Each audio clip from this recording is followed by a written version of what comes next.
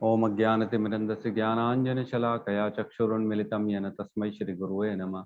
नमो विष्णुपादाय कृष्णपृष्ठाय भूतले श्रीमते भक्तिवेदांत स्वामीति नामिने।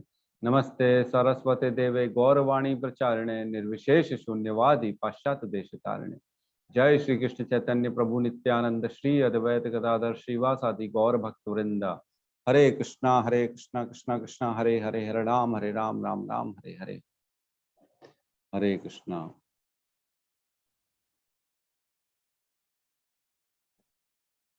अच्छा, आज रोहित प्रभु जी की वर्षगांठ है, क्या बात है। हरे कृष्णा। बहुत बहुत शुभकामनाएं प्रभु जी को, माता जी को, दोनों को। और बहुत अच्छा किया माता जी ने, राधिका माता जी ने बता दिया हमारे को समय रहते। तो प्रभु जी के बारे में एक दो मिनट पहले डिस्कशन कर लेते हैं। रोहित प्रभु इतने इतने ज़्यादा डेडिकेटेड प्रभु जी हैं, और हमारी जो माता जी हैं वो भी बहुत डेडिकेटेड हैं पूर्ण रूप से। ठीक है, तो श्लोक क्रमांक 13 हमने कल पढ़ा। चतुर्वर्ण्या मया सृष्टम गुणा कर्म विभागशः तस्य कर्तारम अपि माम वृद्धि कर्तारम अव्ययम, है ना। मतलब मैं जो है ना, यद्यपि मैं ये 4 वर्ण और आश्रम का डालने वाला, स्थापना करने वाला हूँ, और ये मैंने स्थापना जो की है वो उनके गुण और कर्म के आधार पे की है। लेकिन मैं स्वयं जो है ना, इसका सृष्टा तो हूँ, लेकिन मैं इनसे परे हूँ। मैं ये इनसे जो है ना, मेरा कोई लेना देना नहीं, ये मेरे पे प्रभाव नहीं डालते। हम पढ़ते हैं। अब देखो, ये वाला श्लोक बहुत इंपॉर्टेंट है 14 में।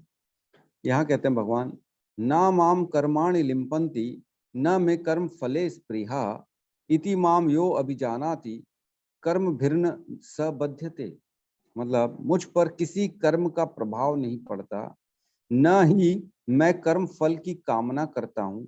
जो मेरे संबंध में इस सत्य को जानता है वह भी कर्मों के फल के पाश में नहीं बंधता। तो यहाँ भगवान ने क्लियर कट कह दिया है कि मैं कोई कर्म का प्रभाव नहीं पड़ता, मैं किसी कर्म फल की कामना नहीं करता, मैं किसी कर्म फल में नहीं बंधता। भगवान बता रहे हैं अपने आप के बारे में।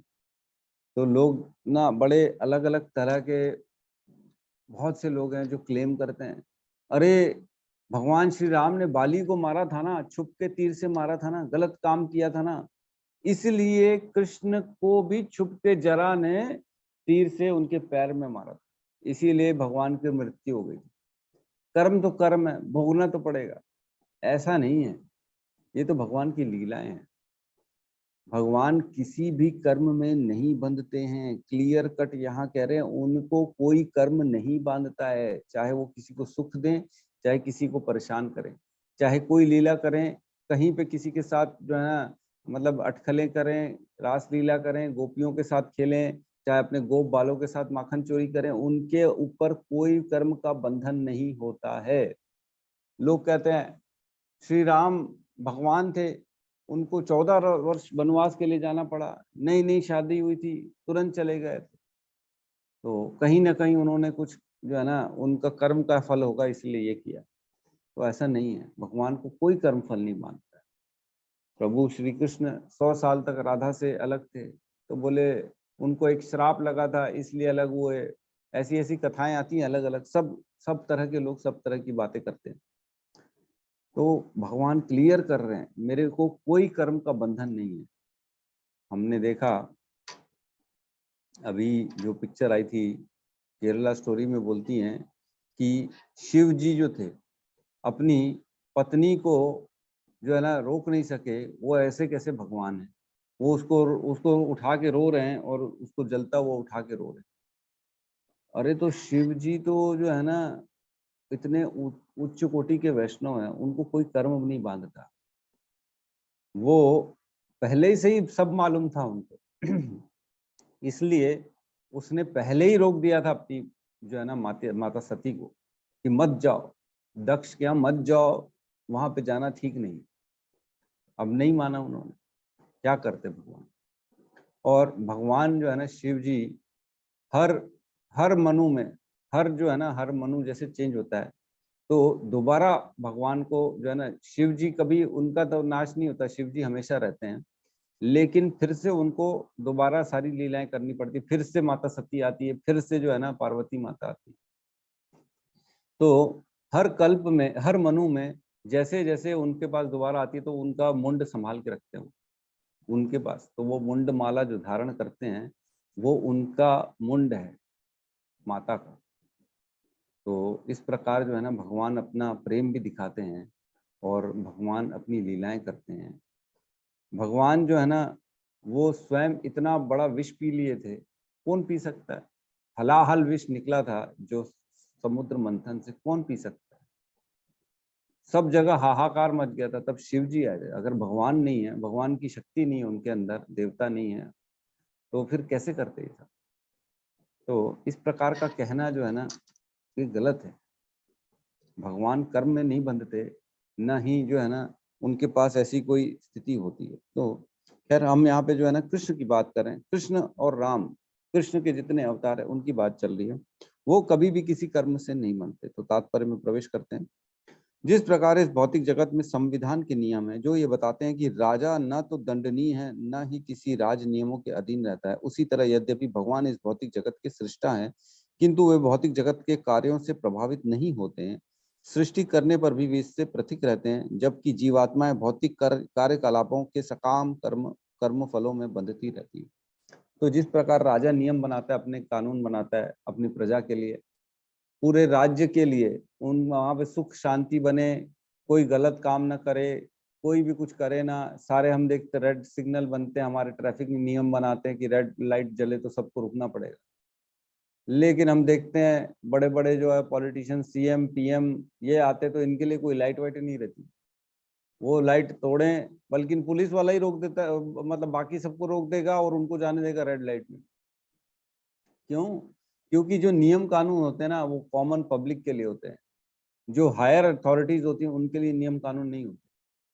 तो वैसी भगवान है, जैसे राजा के लिए कोई नियम कानून नहीं है प्रजा के सामने, राजा कुछ भी कर सकता है, वैसी भगवान है। भगवान ने नियम कानून हमारे लिए बनाए, कर्म के बंधन हमारे लिए बनाए। आसक्ति, चाहे हम द्वेष, चाहे कर्म के बंधन जितने भी हैं, जो अच्छा कर्म करें तो अच्छे से बंधेंगे, बुरा कर्म करेंगे तो पाप से बंधेंगे। अकर्म विकर्म जो हैं ये सारे हमारे लिए। तो भगवान के जितने भी कार्य होते हैं वो सिर्फ उनकी लीलाएं होती हैं। वो ऐसा नहीं होता कर्म के बंधन में फंस के उन्होंने ऐसा किया, ऐसा नहीं होता। तो इसमें आगे कहते हैं नेक्स्ट पेज में, जीवात्माएं अपने अपनी इंद्रिय तृप्ति कार्यों में लगी रहती हैं, किंतु ये कार्य भगवान द्वारा निर्दिष्ट नहीं होते। इंद्रिय तृप्ति की उत्तरोत्तर उन्नति के लिए जीवात्मा इस संसार में कर्म में प्रवृत्त हैं और मृत्यु के बाद स्वर्ग सुख की कामना करती रहती हैं। तो जो हम जितनी जीवात्मा है वो कर्म इसलिए करते हैं ताकि हमको सुख मिले, स्वर्ग जैसा भोग मिले, और इवन मरने के बाद स्वर्ग मिले हमारे को। इसलिए हम काम करते हैं, श्रम करते रहते हैं। सबके अंदर यही सोच रहती है कि भैया मैं काम करूं, मैं मेरे को तो सुख भोगना है, मेरे को तो ऐश्वर्य वाला जीवन चाहिए। लेकिन भगवान की नजर में सब कुछ सेम है। आज एक चीज समझो, जैसे पंच धातु हैं, भ ग व आ न, भूमि से भ से भूमि, ग से गगन, व से वायु, आ से अग्नि, न से नीर। पंच तत्व से सारी चीज बनी, चाहे हम मनुष्य हो, चाहे पृथ्वी हो, मतलब पेड़ पौधे हो, चाहे पत्थर हो, चाहे वायु हो, चाहे जो भी हो, पानी है, सब चीज, समंदर है, नदियां हैं, सब चीज इन्हीं पांच तत्व से बनी। अब ये पांच तत्व बस अलग अलग शेप में, अलग अलग प्रभाव के द्वारा दिख रहे हैं अलग अलग जगह हमको। हम तो सब चीज को डिफरेंशिएट करते हैं, अरे ये कितना सुंदर है, अरे वो कितना बदसूरत है, अरे यहाँ पे कितनी अच्छी मतलब वायु चल रही है, यहाँ पे इतनी गर्मी है, यहाँ का माहौल खराब है, वहाँ का ये, हमारे ये हम सब जो है ना हम सोचते हैं क्योंकि हम बद्ध जीव। लेकिन भगवान बस सब जगह ये पांच तत्व को देखते हैं, बोले पंच तत्व से है सारी चीज, पंच तत्व तो उनके लिए कोई चीज के लिए ऊपर या नीचे नहीं है, कोई अपना नहीं है, कोई पराया नहीं, कोई सुख सुविधा वाला नहीं है, कोई ये इस टाइप की भावना नहीं है भगवान के अंदर। क्यों? क्योंकि भगवान तत्व देखते हैं, भगवान ये नहीं देखते कि इंद्रिय तृप्ति के लिए क्या अच्छा है क्या नहीं। और यहाँ कहते हैं इवन जो है ना स्वयं स्वयं में पूर्ण होने के कारण भगवान को तथाकथित स्वर्ग सुख की कोई आकर्षण नहीं रहती, उनको कोई जरूरत ही नहीं स्वर्ग की। स्वर्ग के देवता उनके द्वारा नियुक्त सेवक हैं, स्वामी कभी भी कर्मचारियों का सा निम्न स्तरीय सुख नहीं चाहता। तो यहाँ क्लियर कट प्रभुपाद ने कह दिया है कि जो स्वर्ग के देवता हैं वो एक तरह से स्टाफ हैं, जो एक कंपनी में काम करने वाले कर्मचारी होते हैं वैसी हैं। और भगवान उनके जैसा सुख क्यों चाहेंगे? क्योंकि वो उनके स्वामी है। तो बहुत बड़ा ये जो है ना प्रभुपाद द्वारा स्टेटमेंट है। तो इससे समझ लीजिए भगवान की स्थिति कितनी ऊपर है। भगवान देवताओं के बहुत ऊपर है, देवताओं का सुख भी उनके लिए तुच्छ है, उनको नहीं चाहिए वो। ठीक है, उसके आगे कहते हैं उदाहरणार्थ पृथ्वी पर उगने वाली विभिन्न वनस्पतियों के उगाने के लिए वर्षा उत्तरदायी नहीं है, यद्यपि वर्षा के बिना वनस्पति नहीं उग सकती। ये समझ में आ रहा है किसी को? ये लाइन जो है समझ में आ रहा है? इसमें कह रहे हैं कि पृथ्वी पर सारे पेड़ पौधे सब्जी भाजी जो भी है उग रही है, उनके लिए बारिश उत्तरदायी नहीं है, लेकिन बारिश के बिना ये पॉसिबल भी नहीं है। भाई कहीं एप्पल के पेड़ उग रहे हैं, हम देखते हैं हिमालय में जाओ, कश्मीर में तो एप्पल के पेड़ हैं, राजस्थान में जाओ तो कैक्टस के पेड़ हैं, कहीं और साउथ में जाओ तो लीची के पेड़ हैं, महाराष्ट्र में जाओ तो अंगूर ज़्यादा है, नागपुर में जाओ तो संतरे ज़्यादा है। तो ये जो ऐसा हर कहीं उग रहे हैं, तो ये क्या बारिश के कारण है क्या कि कहीं संतरे उग रहे हैं, कहीं लीची उग रही है, कहीं केसर उग रहा है, कहीं एप्पल उग रहे हैं? नहीं, बारिश के कारण ये भेदभाव नहीं है, लेकिन बारिश के कारण ही ये संभव हो पा रहा है। ये चीज समझ में आ रही है थोड़ी सी कि अलग अलग जो वैरायटी उग रही है ना, उसका भेदभाव बारिश के कारण नहीं है, ये कह रहे हैं।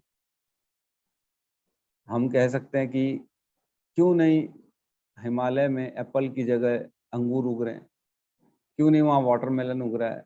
ऐसा नहीं है, क्योंकि वहाँ का माहौल वातावरण वो सब अलग है। बारिश एक्चुअल में सबको उगने के लिए प्रेरित करती है कि भैया बारिश के कारण ये जो है ना वेजिटेशन ये उग रहे हैं, लेकिन ये जो भेदभाव है बारिश के कारण नहीं हो रहा है।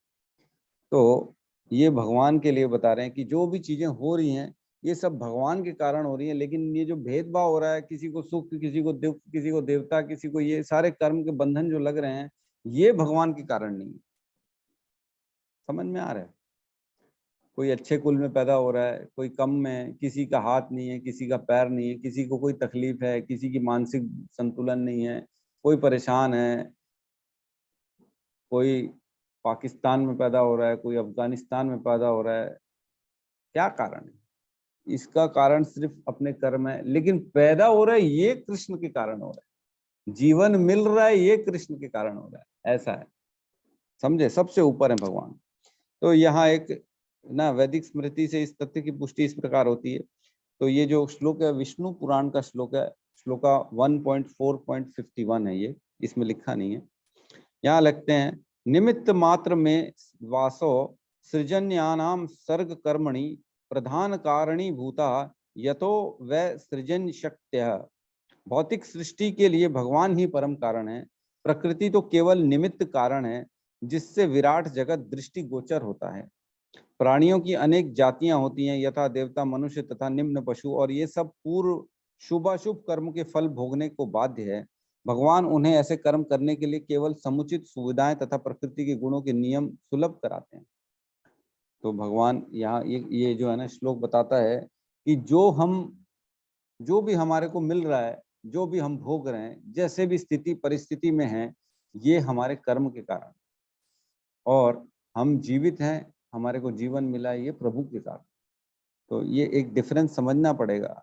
कई लोग रोते हैं, अरे मेरा तो ये चला गया, प्रभु मेरे साथ इतना क्यों गलत कर रहे हो, मैं इतना दुखी हूँ, मेरे साथ इतना गलत गलत हो रहा है, दूसरों के साथ तो नहीं हो रहा। तो ऐसा इसलिए हो रहा है कि प्रभु जी आपके पिछले कर्म ऐसे थे, हम क्या कर सकते हैं, भगवान क्या कर सकते हैं, आपने जो किया, आपने वो जो बोया वही आपको मिलेगा। बोलते हैं ना, अगर आम बोओगे तो बबूल थोड़ी काटोगे, अगर बबूल बोओगे तो आम थोड़ी काटोगे, आप जो बोओगे वही काटोगे, जो बीज डालोगे वही मिलेगा आपको पेड़ एज इट इज।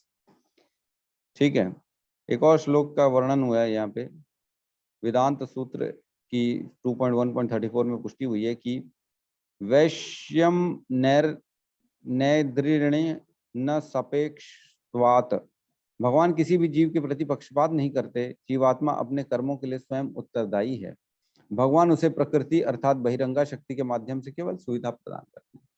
तो भगवान केवल और केवल कर्म के फल देते हैं, लेकिन स्वयं वो कर्म के फलों में लिप्त भी नहीं होते। और हमको ये समझना चाहिए कि भगवान इन सब से ऊपर है।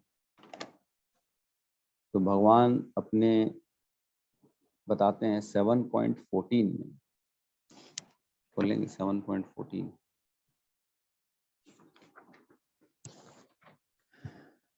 7.14 पेज 278, यहाँ कहते हैं, देवी ही ऐशा गुणमयी मम माया दुरत्तया मामेव ये प्रपद्यन्ते माया में ताम तरन्ति ते।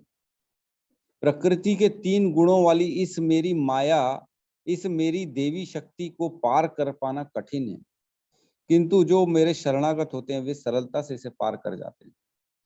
तो ये सारा सृष्टि का जो खेल हो रहा है ना, सुख दुख मिलना, हमारे को ये भान होना कि ये वाह अब आज तो आनंद है, आज क्या खाया हूं, आज क्या घूमा हूं, आज का दिन मेरा बहुत प्यारा था, क्या कारण है, ये माया का कारण, माया आपको घुमा रही है।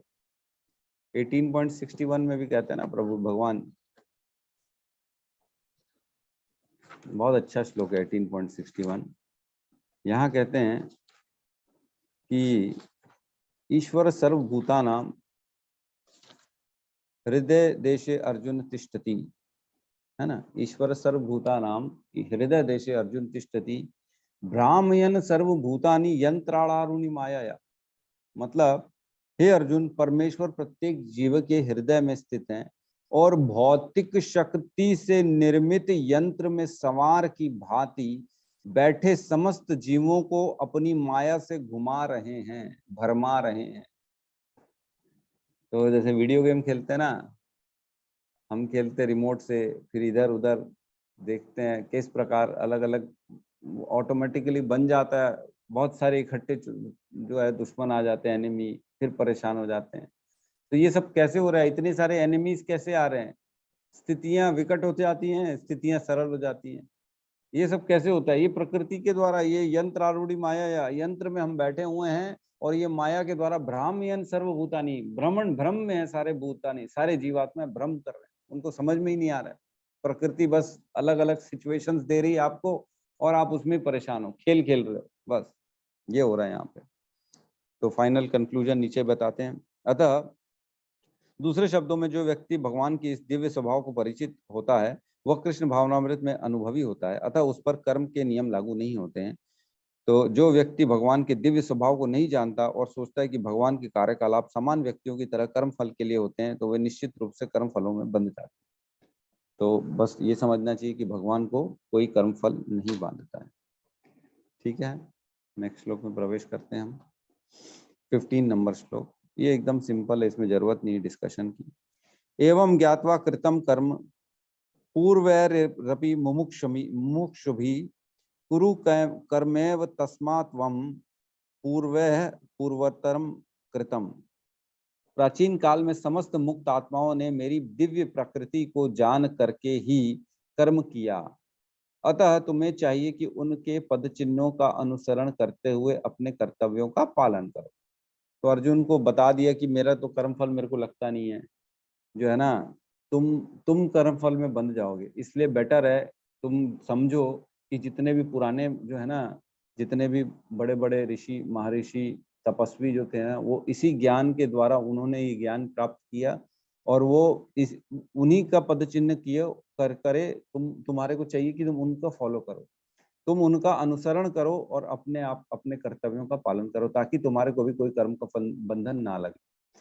तो इसमें एग्जाम्पल दिया कि जो है ना, सूर्यदेव जैसे भगवान ने सूर्यदेव को ये ज्ञान दिया, फिर सूर्यदेव ने अपने पुत्र मनु को, मनु ने फिर इक्ष्वाकु को दिया।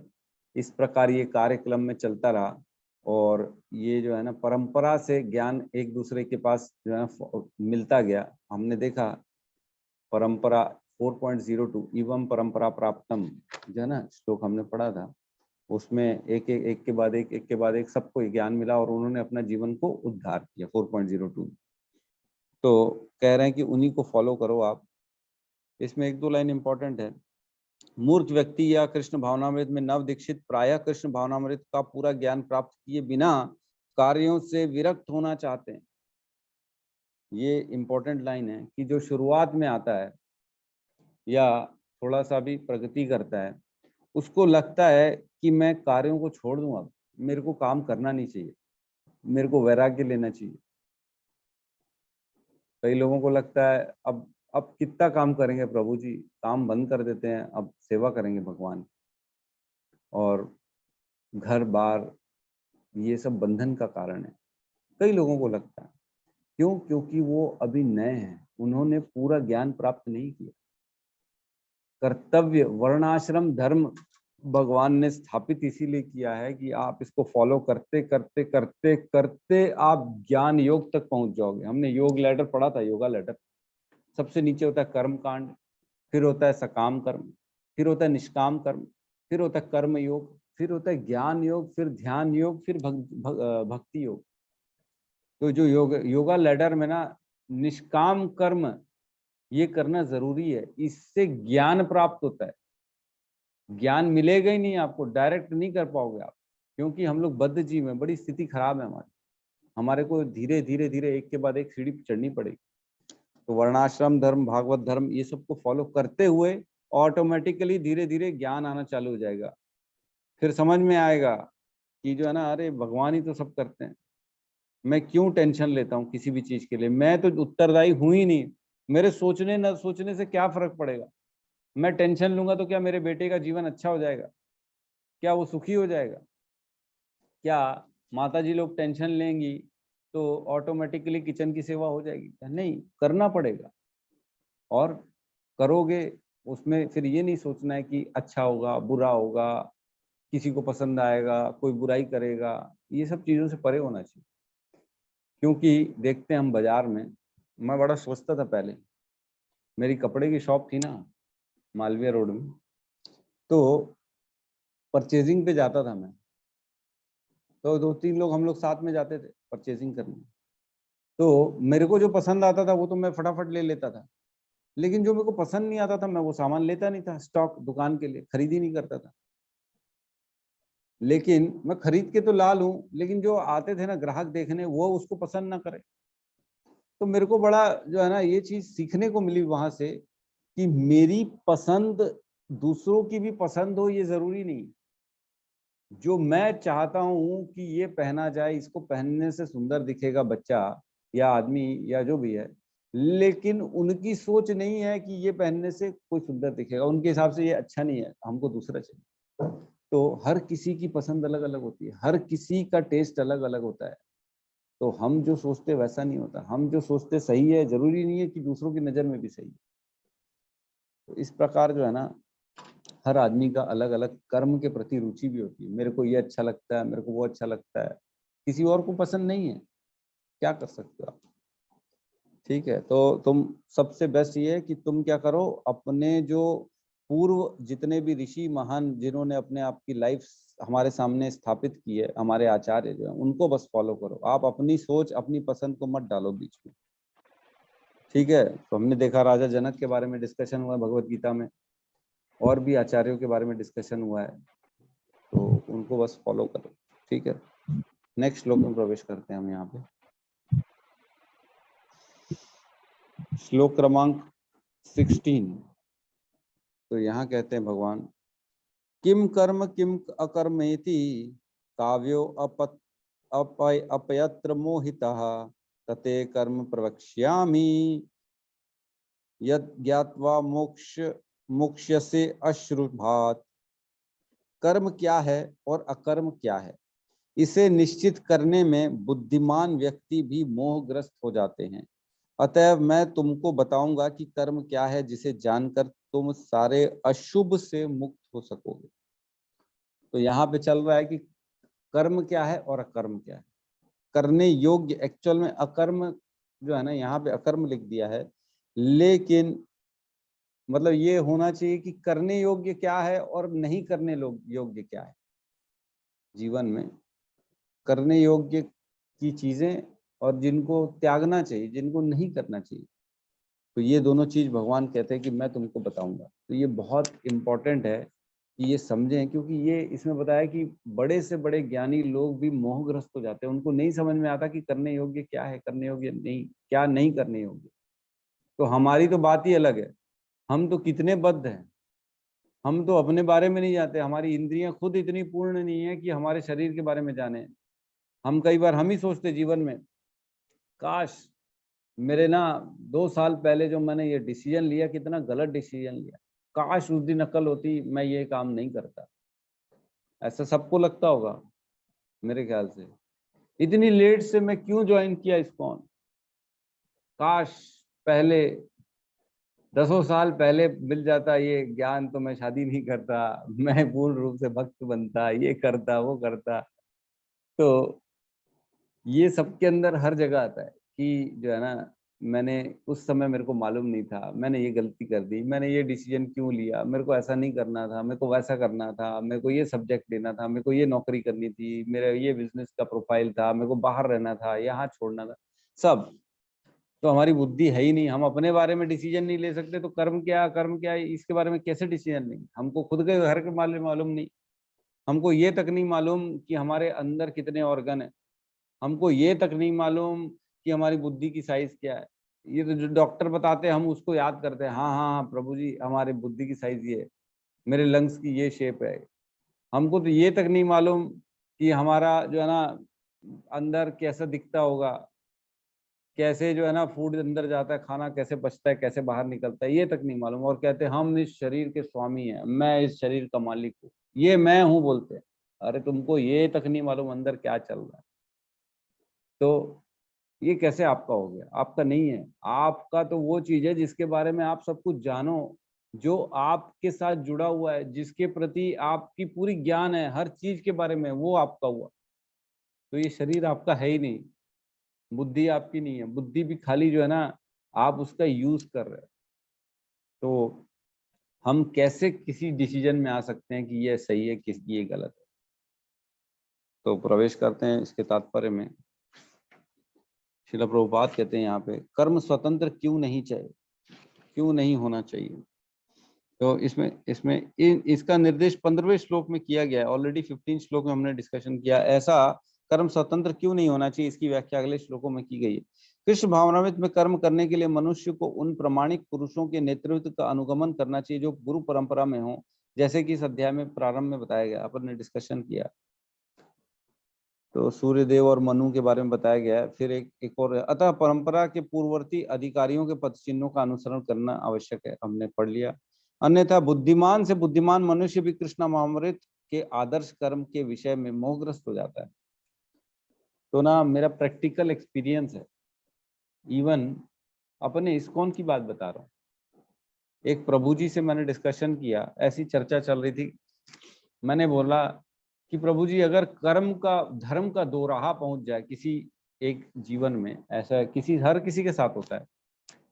मैंने अपना ही डिस्कशन किया। सपोज करो कभी एक पत्नी धर्म होता है और एक होता है मातृ धर्म, माँ के प्रति धर्म और पत्नी के प्रति धर्म, और दोनों में आदमी फंस जाए तो क्या करे, कौन सा धर्म को अपनाए। ये सबके साथ होता है। तो उन्होंने एक एग्जाम्पल ऐसे ही दिया था, बोले ये चीज एक्चुअल में जो है ना आपको किसी गुरु आचार्य से ही पूछनी पड़ेगी, क्योंकि उस समय और उस काल स्थिति परिस्थिति में जो इम्पोर्टेंट है वो उसको फॉलो करना पड़ेगा। तो ऐसी चर्चा चल रही थी। तो बोले एक एक भक्त था, बोले उसको ना शराब का ठेका मिल रहा था। तो वो आया हमारे इस्कॉन में, गुरुजी से पूछा कि गुरुजी क्या मेरे को ये काम करना चाहिए, शराब का ठेका मिलना चाहिए, करना चाहिए। तो उस समय उनके गुरुजी ने बोला कि ऐसा आप ले सकते हो, कर सकते हो, लेकिन जो आमदनी होगी उसका क्या करोगे? तो उसने उत्तर दिया कि आमदनी का मैं 30% 40% डोनेट कर दूंगा इस्कॉन में। तब फिर बोला हाँ ठीक है आप कर सकते हो, कोई दिक्कत नहीं। लेकिन वही सवाल किसी और से मैंने पूछा, मैंने कहा ये क्या सही उत्तर है? ऐसा होना चाहिए, मेरे को डाउट हुआ। तो हिज ग्रेस प्रशांत मुकुंद प्रभु जी मेरे जो शिक्षा गुरु हैं उनसे पूछा मैंने, तो उन्होंने बोला नहीं, ये बिल्कुल संभव नहीं है कि आप जो है ना उस कर्म को करो और उसकी प्रॉफिट को भले इस्कॉन में दे दो तो आपका शुद्ध हो जाएगा, ऐसा नहीं। तो देखो इवन हमारे इस्कॉन में हमारे जो है ना सीनियर लोग, उनके ही विचारों में थोड़ा द्वंद्व है। एक ने बोला कर सकते हो, उनका कहने का मतलब था देखो तुम नहीं करोगे तो भी काम तो होगा, तुम करोगे तो कम से कम कंट्रोल्ड वे में करोगे, तुम करोगे तो कम से कम अनैतिक नहीं करोगे, और तुम जो करोगे उसकी आय से हमारे भगवान का प्रचार होगा, हमारे कृष्ण भावनामृत का प्रचार होगा, लोगों को ज्ञान मिलेगा, तो इससे धर्म का एक्सपेंशन ही होगा, कृष्ण की सेवा ही होगी, उनका विचार था। लेकिन इधर विचार था कि ये काम, क्योंकि ये शराब बेचना, किसी को भी शराब बेचोगे तो उसका घर, उसकी मानसिक स्थिति सब खराब होगा, तो उसका पाप लगेगा, आप वो काम नहीं कर सकते।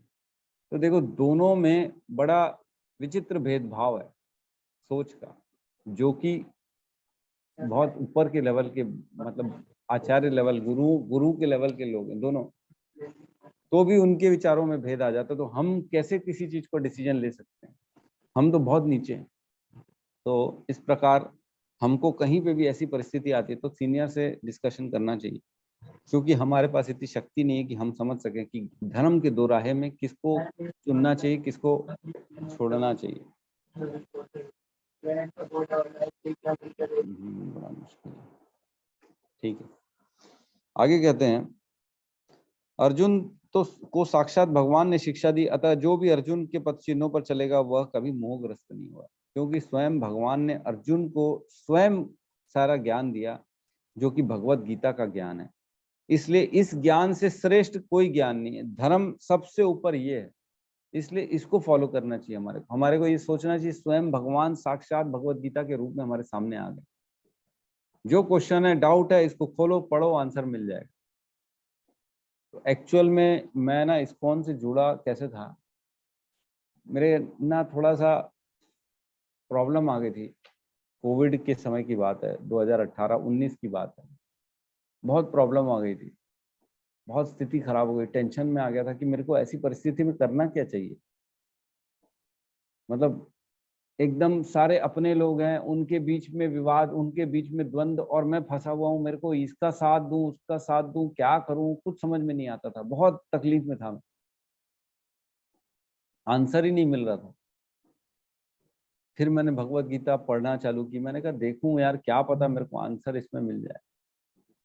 क्लासेस देखना चालू की, यूट्यूब में वीडियो देखना चालू किया, तब जाके मेरे को सारे आंसर्स मिल गए, धीरे धीरे सब आंसर मिल गया, पूरी रूप से एकदम क्रिस्टल क्लियर हो गया, जो पूर्ण रूप से जैसे धुआं नहीं भर जाता एक कमरे में, दिखता नहीं है सामने कौन बैठा है, कौन अपना है, इधर मेरे रिश्तेदार है कि उधर नहीं है, कौन है अपना, समझ में नहीं आता धुएं के अंदर। लेकिन जैसे ही उस कमरे से धुआं निकल जाएगा सब साफ दिखेगा, शक्लें दिखेंगी, कौन किसका रिश्तेदार है, कौन अपना है, कौन पराया है, सब दिख जाता है। तो वैसी भगवत गीता का ज्ञान है जो अंधकार को दूर कर देता है। भगवान कृष्ण जो है ना वो स्वयं सूर्य के प्रकाश है, ये ज्ञान सूर्य का प्रकाश है, ये हमको बता देता है, ये पढ़ोगे तो सब समझ में आ जाएगा, क्या करने योग्य है, क्या करने योग्य नहीं है, कौन अपना कौन पराया, किसके प्रति कैसा स्वभाव रखना चाहिए, किस चीज में हाँ करना चाहिए, किस चीज में ना करना चाहिए। तो ये ज्ञान पूरा मिल जाता है, बहुत क्लियर हो गया अब।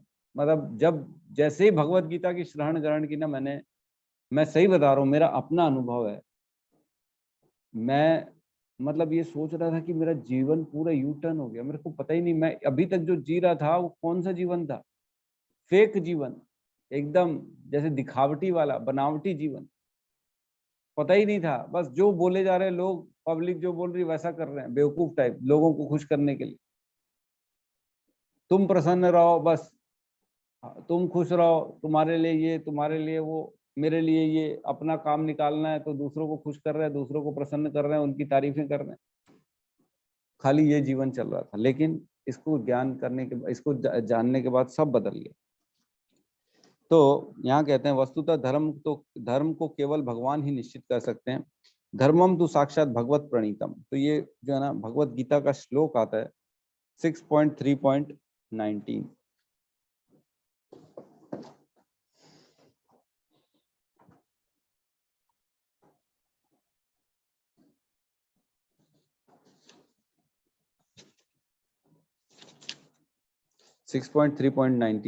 श्रीमद् भागवतम, इसमें कहते हैं धर्मम तु साक्षात भगवत प्रणीतम न वे विदुर ऋषियो न अपि देवा न सिद्ध मुखया असुरा मनुष्या कुतो न विद्याधर चारणादय। असली धर्म धार्मिक सिद्धांतों का निर्माण पूर्ण पुरुषोत्तम भगवान द्वारा किया जाता है। पूर्णतया सतोगुणी महान ऋषि तक भी जो सर्वोच्च लोकों में स्थान पाए हुए हैं, वे भी असली धार्मिक सिद्धांतों को सुनिश्चित नहीं कर सकते। न ही देवतागण न सिद्ध लोक के नायक कर सकते हैं, तो असुर, सामान्य मनुष्यों, विद्याधरों तथा चारणों की तो बात ही क्या। तो धर्मम तो साक्षात भगवत प्रणीता, मतलब जो धर्म है, धार्मिक सिद्धांत हैं, वो भगवान श्री कृष्ण जो बता रहे हैं बस वही है, उसके ऊपर कुछ भी नहीं है। तो ये दिमाग में बात डालनी पड़ेगी हमारे को, जो भगवान कहते हैं बस वही धर्म है और कुछ नहीं। तो एक बार क्या हुआ था, युद्ध चल रहा था, तो युधिष्ठिर को बोला गया भगवान के द्वारा कि तुम जो है ना ये घोषणा करो कि अश्वत्थामा मारा गया। ये कथा सबको मालूम होगी। द्रोण का, गुरु द्रोण का पुत्र था अश्वत्थामा, क्योंकि गुरु द्रोण जो थे ना उस दिन बड़े उग्र हो गए थे और उनको नहीं संभल रहे थे वो किसी से। तो उनकी जो है ना मॉरल को डाउन करना था। अश्वत्थामा उनका पुत्र था। उनको जब ये बात पड़ती तो वो पूर्ण रूप से निराशा हो जाते और छोड़ देते धनुष बाण, तब उनका फिर उनको मारा जा सकता था, नहीं तो मार ही नहीं पा रहे थे। तो युधिष्ठिर ने बोला कि मैं झूठ नहीं बोल सकता, अश्वत्थामा मारा गया ऐसे कैसे बोल दूं। तो एक हाथी था, उसका नाम रख दिया था अश्वत्थामा, और हाथी को मार दिया गया भीम के द्वारा कि भीम मार दो इसको, अश्वत्थामा मारा गया। तो बोले अब बोलो अश्वत्थामा मारा गया।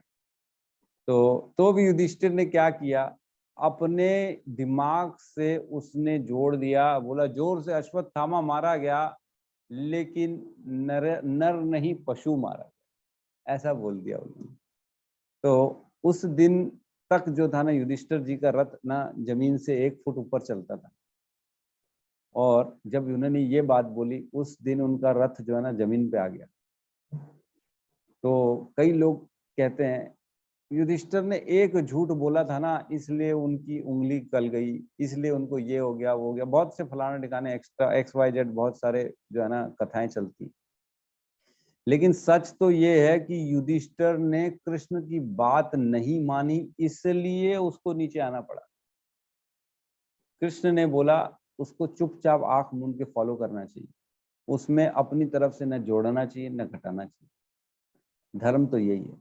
आपने क्या किया, अधर्म कर लिया, आपने कृष्ण की बात नहीं मानी लेकिन पूर्ण रूप से नहीं मानी, तो इसलिए वो नीचे आ गए जमीन में। ठीक है। तो यहाँ 12 महाजनों का नाम लिखा है। मनुष्य को चाहिए कि ब्रह्मा, शिव, नारद, मनु, 4 कुमार, कपिल, प्रहलाद, भीष्म, सुखदेव गोस्वामी, यमराज, जनक तथा बलि, ये महाराज जैसे महान अधिकारियों के पथ चिन्हों का अनुसरण करे। तो ये 12 महाजन है एक्चुअल में शास्त्रों में। ये 12 महाजन मतलब धर्म के ज्ञाता हैं, और ये जो है ना भगवान के सारे कार्यकलापों और धर्म के ये स्थापना करने वाले हैं। तो इनको फॉलो करना चाहिए, इनके ज्ञान को लेना चाहिए हमारे। ठीक है। और कह रहे हैं केवल मानसिक चिंतन द्वारा यह निर्धारित करना कठिन है कि धर्म या आत्म साक्षात्कार क्या है। खाली घर में बैठे बैठे सोचोगे कि सही गलत ये है, हमारे घर में तो ये बोलते हैं प्रभु जी, हमारे घर में तो गीता के लिए मना करते हैं, लेकिन हम लोग जो है ना बाकी पुराण उराण पढ़ते हैं, हम भागवत हम दुर्गा चालीसा पढ़ते हैं, ये पढ़ते हैं। तो ये सारी आपके सोच है, ऐसा जो है ना शास्त्रों में नहीं लिखा। तो जो लिखा है, जो भगवान बोलते हैं धर्मम तो साक्षात भगवत प्रणीता, वो वही धर्म है और कोई धर्म नहीं। तो आप जिस भी धर्म में फंसे हुए वहां से निकलो, भगवान कहते हैं सर्व धर्मान परित्यज्य मामेकम शरणम व्रज। सारे धर्मों का परित्याग करो।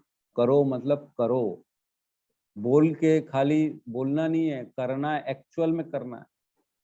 जब ये भाव रहेगा ना, तब भगवान अपनी शरणागति देते हैं।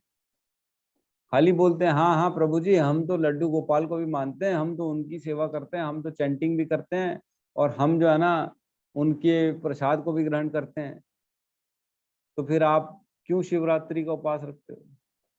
आप क्यों नवरात्रि का उपवास रखते हो? डर है? क्या है? क्यों रखते हो?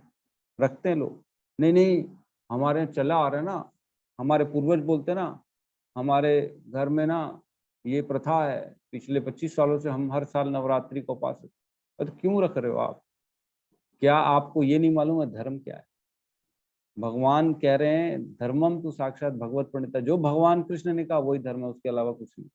और क्या कह रहे हैं? सर्व धर्मान परित्यज, सारे धर्मों का छोड़ो, तब मेरी शरण में आ पाओगे। जब पकड़े रहोगे और बोलोगे कि ट्रेन से उतरना भी है प्रभु जी, ट्रेन चल रही है, छोड़ते भी नहीं बन रहा है, कैसे करें? अरे छोड़ोगे नहीं तो उतरोगे कैसे? ट्रेन को छोड़ना पड़ेगा तब नीचे उतरोगे ना प्लेटफॉर्म में, नहीं तो नहीं उतर पाओगे। तो उनको छोड़ो, सारे धर्मों को, और भगवान के शरण में आओ। तब भगवान क्या करें? तब अहम त्वम सर्व पापेभ्यो मोक्षयिष्यामि मा शुचः, तब पापों का मोक्ष करेंगे, पापों से छुटकारा दिलाएंगे भगवान। ठीक है, तो किसी का कोई डाउट है तो हम ले सकते हैं, या रियलाइजेशन शेयर करना चाह रहा है, या कोई जो भी पॉइंट कहना चाहता है। हरे कृष्ण प्रभु जी। जी माता जी, हरे कृष्णा। कुछ नहीं बोला, बस नरोवा कुंजरवा। नरोवा कुंजरोवा, ठीक, ठीक है। और कोई?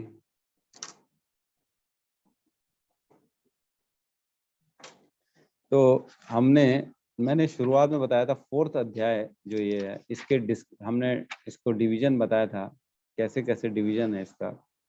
तो इसमें 16 से जो श्लोक है ना, 16 से 24 कर्म योग चालू हो जाता है।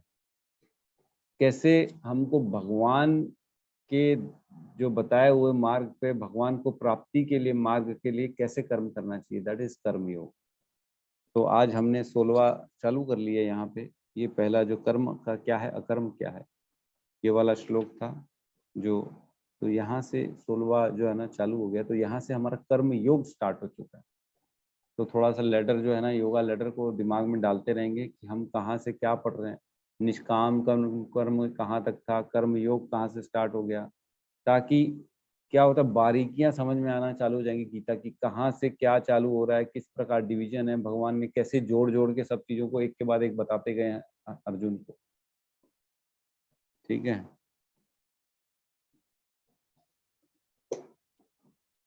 रिवीजन भी करना है सबको ना, पढ़ना है। मैं तात्पर्य नहीं पढ़ता हूँ पूरा, लेकिन आप सबको पढ़ना है, तब क्लियरिटी होगी, डाउट्स निकलेंगे। अरे प्रभु जी आपने ये पॉइंट छोड़ दिया, प्रभु जी आपने तो ये बताया नहीं हमारे को, तब आप लोगों के डाउट्स क्लियर होंगे, तब भगवत गीता क्लियर होना चालू होगी। नहीं तो खाली जो है ना, जितना हम तो खाली शॉर्ट में खाली जो है उसका एक सार निकाल के बता देते हैं, लेकिन जब तक आप पूरा पढ़ोगे नहीं, आपके खुद की बुद्धि काम नहीं करेगी, क्योंकि सबके अंदर डाउट्स होते हैं, संशय सबके अंदर होते हैं, तो उनको डाउट को क्लियर करना बहुत जरूरी है। नहीं तो संशय आत्मा विनश्यति, है ना। 4.40 खोलेंगे श्लोक, 4.40 पेज नंबर 197। यहाँ कहते हैं किंतु जो अज्ञानी तथा श्रद्धा विहीन व्यक्ति शास्त्रों में संदेह करते हैं, वे भगवत भावनामृत नहीं प्राप्त करते, अपितु नीचे गिर जाते हैं। आज संशय आत्मा के लिए ना तो इस लोक में ना ही परलोक में कोई सुख है। तो डाउट्स जो रहेंगे ना, वो हमको नीचे गिरा देंगे।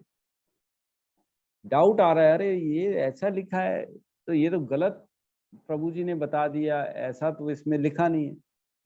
कई लोगों का दिमाग चलता है, नहीं नहीं मेरे हिसाब से ऐसा नहीं, ऐसा होना चाहिए।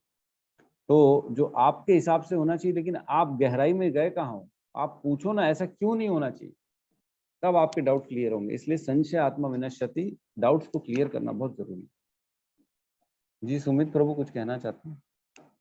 हरे कृष्णा प्रभु जी। जी प्रभु जी, मेरा प्रश्न ये था प्रभु, जैसे हम मतलब कोई पाप हम कर रहे हैं, लेकिन अगर हम ये बोले कि उसका फल हमको ना मिले, तो लेकिन ऐसा नहीं हो सकता, तो मिलेगा ही हमको। तो प्रभु जैसे हम कोई पुण्य कर रहे हैं, मान लो हम दया के भाव से कर रहे हैं, लेकिन हम बोल रहे हैं कि नहीं, ये पुण्य का मेरे को फल नहीं चाहिए, तो फिर भी क्या हम कर्म बंधेंगे? देखो, कर्म करना जो है ना, एक्चुअल में कर्म 3 माध्यम से किया जाता है, मनसा वाचा कर्मणा। इन तीनों के कर्म का बंधन लगता है, लेकिन कलयुग में मन का नहीं लगता, वाचा कर्मणा का लगता है। तो वाच मतलब बोल के, चाहे कर्म आप क्रियाओं से कुछ भी कर्म करेंगे तो उसका बंधन लगेगा ही लगेगा। आप सोचोगे कि मेरे को बंधन ना लगे और मैं कर्म कर लूं, ये कैसे पॉसिबल है? बारिश में जाना भी है और मैं सूखा रहूं, तो ये कैसे पॉसिबल है? ये तभी पॉसिबल है जब आप कर्म करो, सिर्फ कृष्ण के लिए कर्म करो, तब आप कर्म से बंधन से मुक्त हो सकते हो।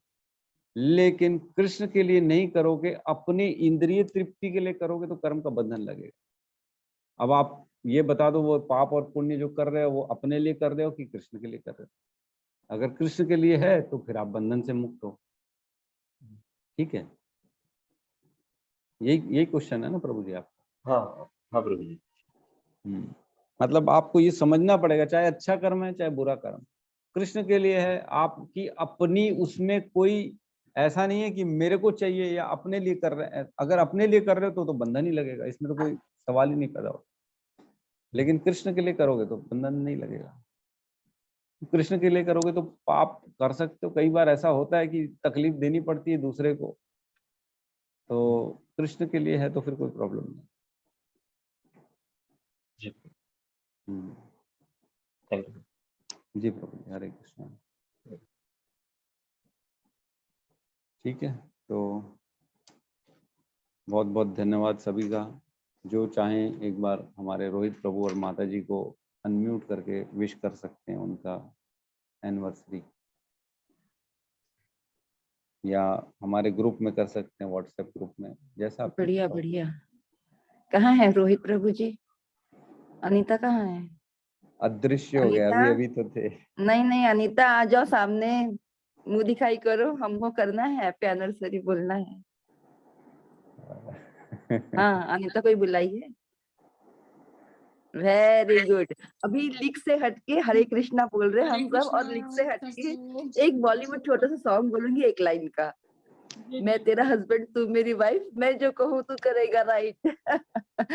हरे कृष्णा। चलिए प्रभु जी अपन महामंत्र बोलते हैं सब।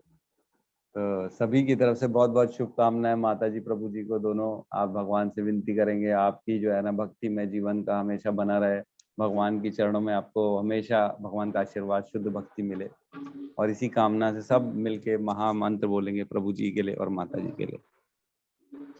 हरे कृष्णा कृष्णा कृष्णा हरे हरे, हरे राम राम राम हरे हरे। सभी भक्तों को मेरा धन्यवाद प्रणाम। सभी भक्तों को कैसे आशीर्वाद मिलते रहे, बहुत बहुत बधाई माता जी और प्रभु आगे जी। बढ़ते रहें, बस ये आशीर्वाद चाहिए आप लोगों से। माता जी प्रभु जी आप दोनों को विवाह वार्षिक की बहुत बहुत शुभकामनाएं।